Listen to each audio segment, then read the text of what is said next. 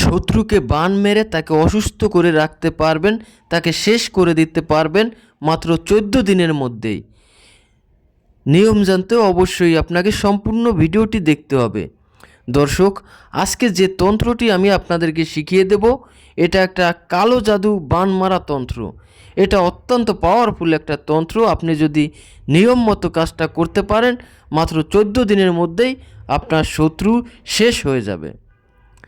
তো আমি আপনাদেরকে প্রথমে একটা অনুরোধ করব যে আপনারা অন্যায়ভাবে কারো ক্ষতি করার জন্য এই তন্ত্রটি প্রয়োগ করবেন না।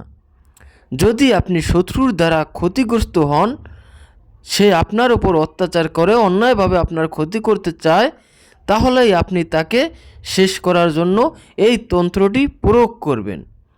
আর এই তন্ত্রটি যদি আপনি প্রয়োগ করতে চান, যেহেতু এটা একটা বান মারা তন্ত্র, বান মারা তদবির, তাই অবশ্যই আপনাকে কোনো সিদ্ধ গুরুর কাছ থেকে অনুমতি নিয়ে কাজটা করতে হবে।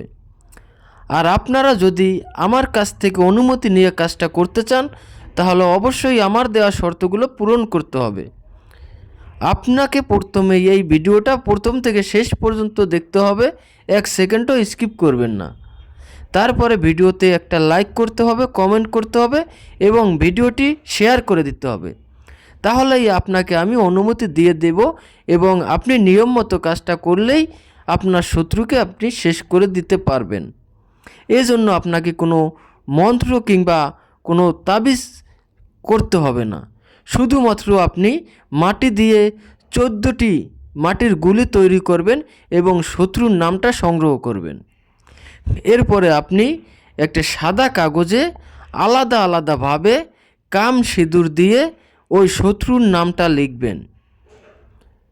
এরপরে আপনি সেই আলাদা আলাদা যে শত্রুর নাম লেখা কাগজগুলো আছে, সেই কাগজগুলো এক একটা মাটির গুলিতে এক একটা করে কাগজ ভিতরে ঢুকিয়ে গুলিটা তৈরি করবেন। এভাবে আপনারা 14টা মাটির গুলিতে 14টি কাগজের টুকরা ভরে মাটির গুলিগুলো তৈরি করে আপনারা একটু রোদে শুকিয়ে নেবেন। যখন গুলিগুলো মোটামুটি শুকিয়ে যাবে, তখন আপনি একটা করে গুলি প্রতিদিন আপনি আগুনে জ্বালিয়ে দিবেন।